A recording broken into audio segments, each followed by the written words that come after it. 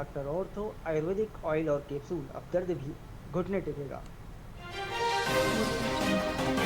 पूर्व विधायक गुलाब कमरों ने किया रक्तदान। BR अम्बेडकर जयंती पर किया रक्तदान। अम्बेडकर जयंती पर सेवा और समर्पण का दिया संदेश।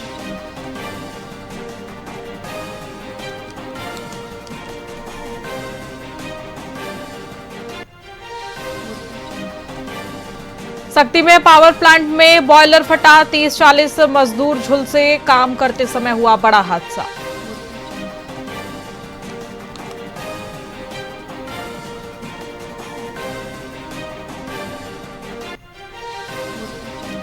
ओबीसी समाज ने की जातिगत जनगणना और आरक्षण की मांग। प्रधानमंत्री के नाम रायपुर कलेक्टर को सौंपा ज्ञापन। 21 अप्रैल को प्रदर्शन की तैयारी।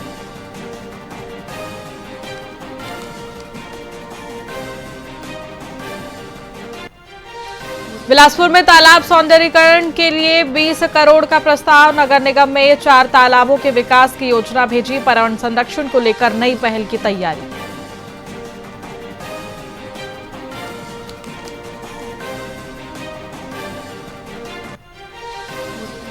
सीतापुर विधायक रामकुमार टोप्पो के जाति प्रमाण पत्र मामले में हाईकोर्ट सख्त। हाईकोर्ट ने 20 दिन में फैसला देने का आदेश दिया। रायगढ़ में 2 साल से लंबित था मामला।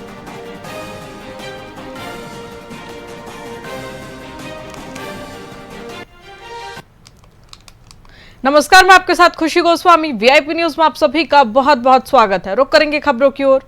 भिलाई के सेक्टर 7 में पीलिया का प्रकोप बढ़ता जा रहा है। 9 नए मरीज मिलने के बाद कुल संक्रमितों की संख्या 24 के पार पहुंच गई है।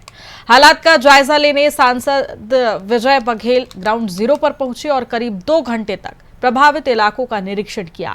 स्वास्थ्य विभाग ने 104 घरों का सर्वे कर सैंपल जांच के लिए भेजे हैं। लोगों को दूषित पानी और भोजन से बचने, लक्षण दिखने पर तुरंत जांच कराने की सलाह दी गई है।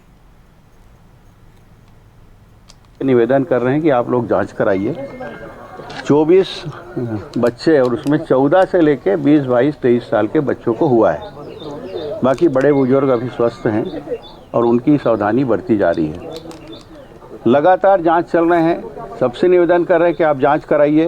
अभी मैंने जिला कलेक्टर साहब से और ईडी पर्सनल से, क्योंकि दोनों की सामूहिक जिम्मेदारी है, दोनों की एक ज्वाइंट टीम यहाँ पे बैठे और किसी के घर से कोई राजनीति ना हो, इससे बचें। यहाँ पे जो लोग यहाँ कह रहे हैं एक सार्वजनिक जगह में बैठ जाए और सारे लोग वहाँ आए, जांच कराएं और वहीं उनको जो जांच की रिपोर्ट है वो मिल जाए। और आगे जो सुविधा, एक वार्ड को पूरा जिला अस्पताल में सुरक्षित कर दिया गया है, वहाँ भोजन वोजन की भी व्यवस्था है। और वहाँ जाके अगर आपको डॉक्टर सजेस्ट कर रहे हैं कि आपको भर्ती होना है, अब एक बच्चे को समझाए, वो एक दिन में 2 बाटल चढ़ा के आ गए थे, लेकिन जांच में पता चला है कि उसको और ज़्यादा इलाज की ज़रूरत है। तभी उसको समझाए, उसकी माताजी को भी समझाए, तो वो जिला अस्पताल जाके कम से कम 3-4 दिन रह के आए, पूरी तरह स्वस्थ हो गए। ऐसी व्यवस्था भी निवेदन कर रहे हैं। एमसीबी के मनिंद्रगढ़ में अंबेडकर जयंती पर भव्य कार्यक्रम आयोजित हुआ, जिसमें हजारों लोग शामिल हुए। शहर जय भीम के नारों से गूंज उठा। विशाल रैली प्रमुख मार्गों से निकाली गई, जहां लोगों ने पुष्प वर्षा कर स्वागत किया।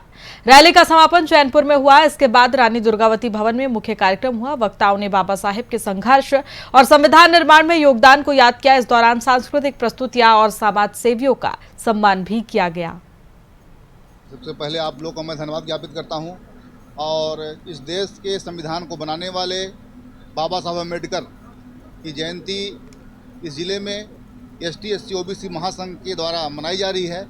और इस कार्यक्रम में हमारे यहाँ के पूर्व विधायक गुलाब कमरों जी का विशेष योगदान है और सभी के सहयोग से इस कार्यक्रम को हम यहाँ पर कर रहे हैं और बड़ी संख्या में लोग यहाँ पर बाबा साहब के विचारों को सुनने के लिए आए हुए हैं।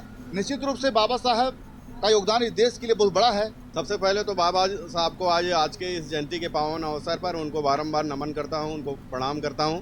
आज बाबा साहब ने जिस तरह से देश के आज़ादी के बाद से जो संविधान दिया है, संविधान में व्यवस्था था, बाबा जी ने कहा था कि शिक्षित रहो, संगठित रहो और एक रहो। इस तरह से जो बाबा साहब ने संविधान दिया, उस संविधान और व्यवस्था के तहत आज देख लीजिए, चाहे वो आज मैं यहाँ पर जो खड़ा हूँ बोलने लायक जो बनाया हूँ, तो बाबा साहब ने दिया है। जब वो प्राइमरी स्कूल में पढ़ते थे, जब उनको विद्यालय में जब उनको बैठने नहीं दिया गया, वहाँ पानी पीने नहीं दिया गया था, छुआछूत की काफ़ी भावना थी। तो उसी दिन से उनके मन में था कि मैं एक दिन ऐसा पूरे देश में लाऊंगा जो संविधान में एक व्यवस्था रहेगा, शिक्षा का समानता का जो अधिकार रहेगा, महिलाओं को अधिकार रहेगा।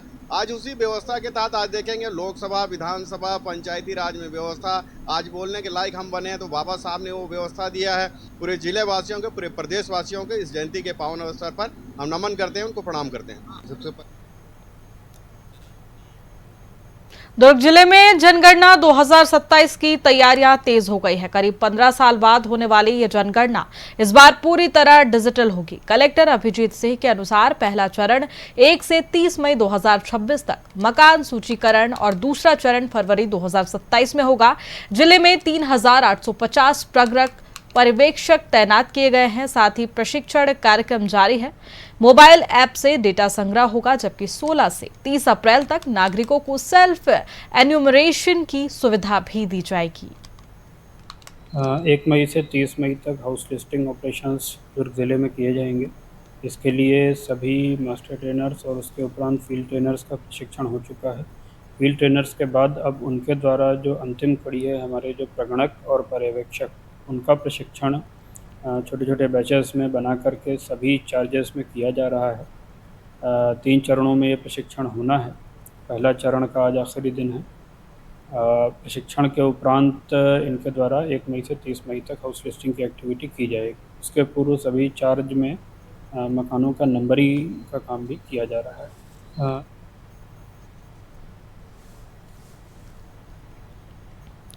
फिलहाल खबरों में इतना ही। बने रहिए हमारे साथ वीआईपी न्यूज पर। नमस्कार।